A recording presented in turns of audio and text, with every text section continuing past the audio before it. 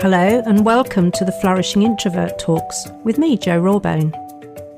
This is the podcast that celebrates the natural gifts of introverts so that we can flourish in all situations. Episode 288, Best Jobs for Introverts. Mark Twain once said, "Find a job you enjoy doing and you'll never have to work a day in your life." I, for one, am a big fan of that as a concept. However, I'm also a realist, and whilst it's a lovely idea and one that I still advocate for, in today's world it can feel more like an out-of-date fairy tale than a roadmap. So, with today's challenging job market, with so much uncertainty and complexity, how do we get to that position? Good question. So let's wrestle with that right now, shall we? I'm not a career counsellor, but after decades as a coach, facilitator, trainer and coaching supervisor, I've seen the inside of enough careers and corporates to spot patterns. And in this episode, I'm going to share what truly matters. And as I'm a generous sharer, I suggest you pin back your lug'oles and listen in for a while. Now, what has prompted me to talk about this now, you may ask? Well, I know a few people who are looking for or are in the process of a career change, and the inevitable question is, what should I really be looking for? If we follow Mark Twain's quote to the letter, the inference is, you might have to try loads of jobs before you find the one you love, unless you're spectacularly lucky first time around. I work with quite a few professional services clients, and when working with new entrants in their first few years, I often ask why they chose the profession. And you know what? Only a handful actually made a conscious choice. That both shocks me and at the same time doesn't surprise me. Talk about duality. The vast majority of the new entrants saw an advert and thought, I'll give that a go. When we remember that the brain isn't really fully formed until we're about 26 years old, making choices at 13 for the subjects that we're going to take maybe up to degree level and beyond is complete nonsense. But here's the thing I find quite sad.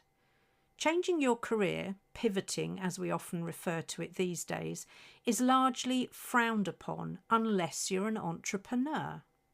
Recruiters and employers draw suspicious conclusions over a CV that shows gaps or lots of change. Family members think of us as flighty, immature or lacking commitment. Society labels us losers or failures.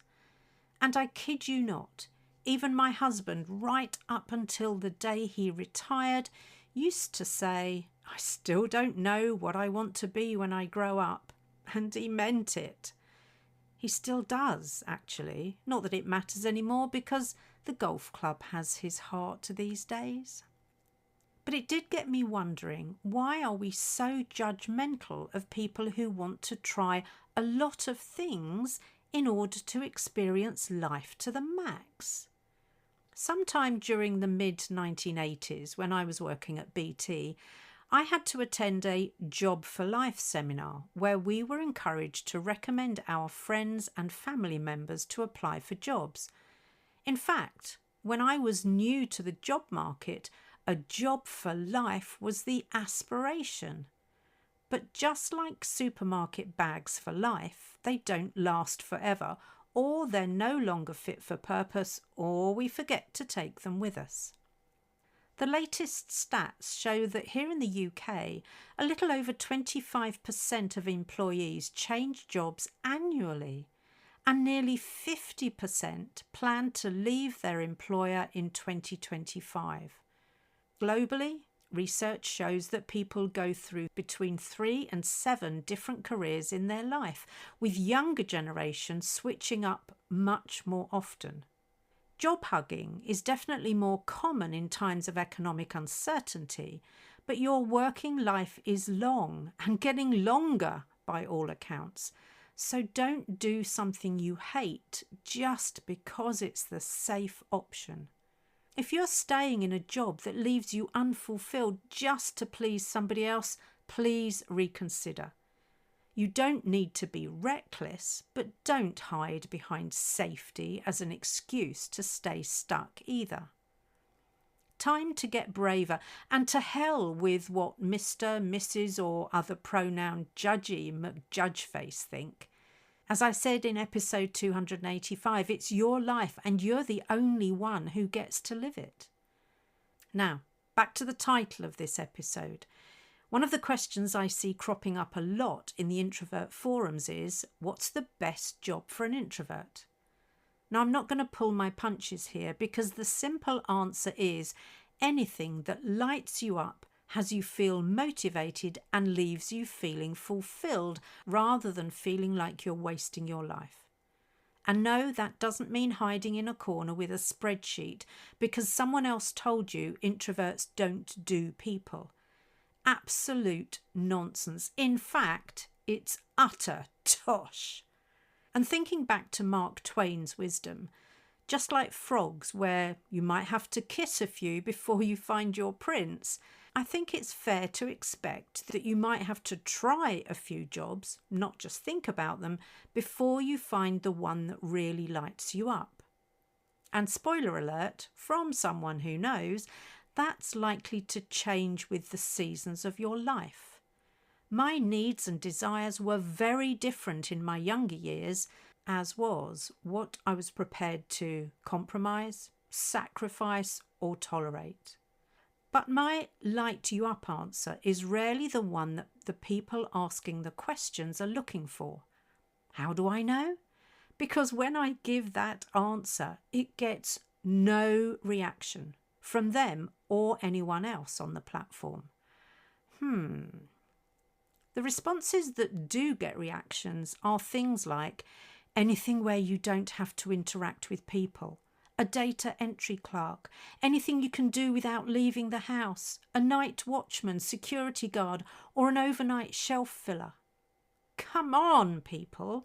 Since when did being an introvert mean we're incapable of being an integral team member or even the leader of the team? Given the collective consciousness that we now know is a reality, and the fact that thoughts not only become things but are contagious, can you see how that kind of advice limits people's aspirations and keeps them playing small? Well, I'm not okay with that. It's like condemning someone to a small and miserable life because that's what we think introverts ought to do. Let me remind you again just how many captains of industry, world leaders, managers in organisations, entrepreneurs and creatives are introverts. We are not limited by our personality type. We are limited by our beliefs, by our imagination, and by other people's expectations of us. And when we are limited in this way, our communication skills begin to degrade. We hide under our very own invisibility cloak, and our confidence diminishes to the size of a pinhead. And that's when we're well and truly caught in our very own self-fulfilling prophecy. It goes something like this. I'm an introvert, so I can't do that, and here's my portfolio of evidence that explains why. Well, you know what I'm going to say to that, right? Poppycock. Stop using introversion as a permission slip to play small. Life is a series of large and small experiments with no guaranteed outcomes. So get the lab coat and safety goggles on and start experimenting. Take some time to find out what you love and what lights you up. And this, of course, can start with desk research. I'm a big fan of the westernised Ikigai process, and some of you will have heard me talk about this before. And guess what? I make no apology for that. Spend some time sifting through what you love doing, what you're good at, what the world needs, and what you can get paid for. Unless, of course, you're independently wealthy, in which case you can probably ditch that last one. Capture all of that in a 4 or 3 circle Venn diagram, and the overlap or intersect is a great place to start your experimenting. And that's when the other layers come into play. Like, what difference do you want to make in the world? And what type of life do you want to live? And where do you want to be in the world? And of course, there are other things that are important to you. This is how you get intentional about finding the best job for you. Not for all introverts, for you. I encourage people to undertake this type of exercise periodically throughout their life because we do change.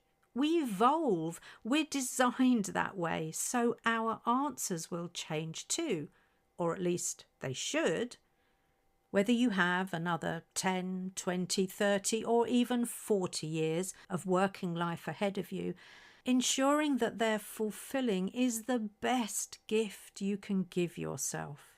And if you'd like some help on the first step, why not book a clarity call with me? It's a no obligation way to get yourself familiarised with your own lab coat and safety goggles. In that way, you can start experimenting and kissing a few frogs in order to find what lights you up, because the world needs you illuminated from within, not hidden. Let's go! If you enjoyed this episode as much as I did, then please subscribe, rate us and leave a comment, because we know that helps other people find the podcast. And if other people find us, other introverts can flourish. You are listening to an Intentional Media Production podcast.